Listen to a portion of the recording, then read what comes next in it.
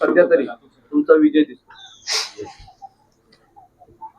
देशाचे पंतप्रधान आदरणीय नरेंद्रजी मोदी साहेब आणि राज्याचे मुख्यमंत्री देवेंद्रजी फडणवीस साहेबांच्या मार्गदर्शनाखाली आम्ही काम करत होतो आणि जसा शहरामध्ये आम्ही विकास केला त्याच पद्धतीने ग्रामीण भागामध्ये पण विकासाची कामं केली आणि ती जनतेपर्यंत पोचवायचा प्रयत्न आमच्या सगळ्या कार्यकर्त्यांनी पदाधिकाऱ्यांनी केला आणि त्याचंच पोचपावती म्हणून ग्रामीण भागातही आज आम्हाला भारतीय जनता पार्टीला चांगला रिस्पॉन्स मिळाला।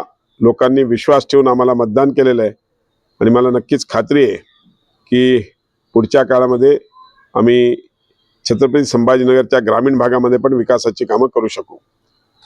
आज आपल्या सगळ्यांना माहिती आमची युती झाली होती, पण काही कारणास्तव काही ठिकाणी युतीमध्ये बिघाडा झाल्यापेक्षा काही ठिकाणी आमच्या मित्रपक्षांनी बी फॉर्म दिले, त्यामुळे थोडंसं प्रचारामध्ये जे आमचे एकत्र प्रचार करायला पाहिजे होता तो आम्ही केला नाही। पण तरीही आज आमची अपेक्षा होती की 28 ते 30 सीट आमच्या येतील, पण 23 सीट आम्ही अजूनही जिंकलेलो आहेत ऑलरेडी आणि 2 ठिकाणी अजून काउंटिंग चालू आहे।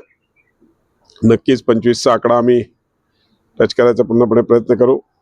काही उमेदवार त्यांनी बी फॉर्म दिल्यामुळे आम्हाला काही ठिकाणी मग पुरस्कृत करावं लागले, ते आम्ही पुरस्कृत केले। त्या पुरस्कृतपैकी पण आज जवळजवळ 4 उमेदवार हे भारतीय जनता पार्टीला पाठिंबा देणार आहेत। त्यांनी निकाल लागल्यावर सांगितलंय की आमचा पाठिंबा हा भारतीय जनता पार्टीला असणार आहे। बरं, महानगरपालिकेत भाजप हा शहरात मोठा पक्ष ठरला होता, आता ग्रामीण भागात देखील भाजप मोठा पक्ष, एकंदरीत जिल्ह्यातला हा मोठा पक्ष म्हणून भाजप समोर आलेला आहे।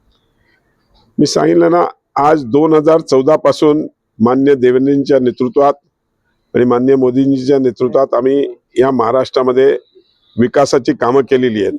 आज अनेक प्रकल्प असतील, वॉटर ग्रीडचे प्रोजेक्ट असतील, नदी जोड प्रोजेक्ट असेल, शेततळे असेल, शेतकऱ्यांचा सन्मान योजना असेल, लाडकी बहीण योजना असेल, या सगळ्या योजना आमच्या महायुतीच्या सरकारने राबवल्या आणि राज्याचे मुख्यमंत्री देवेंद्रजी फडणवीस साहेब, उपमुख्यमंत्री एकनाथ शिंदे साहेब आणि तत्कालीन उपमुख्यमंत्री अजितदादा पवार यांच्या नेतृत्वामध्ये ग्रामीण भागामध्ये प्रत्येक घटकाच्या व्यक्तीला त्याचा उपभोग मिळावा हा प्रयत्न आमच्या माध्यमातून झालेला आहे आणि त्याचीच पोचपावती म्हणून आज महायुतीचे सगळे उमेदवार म्हणजे भारतीय जनता पार्टीचे असो किंवा शिवसेनेचे असो, ही मेजॉरिटी जी आम्हाला मिळाली ती त्याचमुळे मिळाली।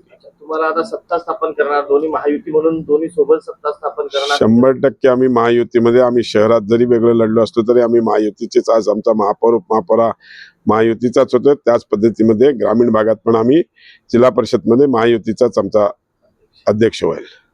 एक पुरस्कृत उमेदवार एका मताने निवडून आलाय सर? येस, आमचा बजाज नगरचा वडगाव कोलटीचा आमचा पुरस्कृत उमेदवार एकमताने निवडून आला। अतिशय चांगला कार्यकर्ता होता। युतीत आम्ही त्यांना 2 जागा सोडल्या होत्या आणि आमच्यासाठी 2, पण त्यांनी 4ही ठिकाणी उमेदवार उभ्या केल्यामुळे शेवटी आम्हाला या उमेदवाराला पुरस्कृत करावं लागलं। पण आम्हाला आनंद आहे की भारतीय जनता पार्टीचे पुरस्कृत उमेदवार 4 जवळजवळ निवडून आलेले आहेत।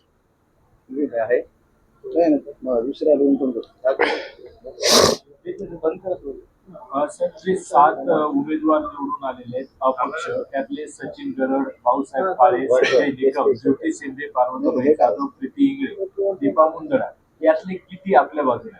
4 जण मी सांगितलं ना ऑलरेडी आमच्या बाजूने आहेत। आम्ही पुरस्कृत केलेले 3 उमेदवार आहेत त्याचं आणि एक अपक्ष निवडून आलेला पण आमच्या संपर्कात आहे। त्यांनी तिकडे जाहीर केलं की मी भाजपला पाठिंबा देईन। Thank you sir. येस।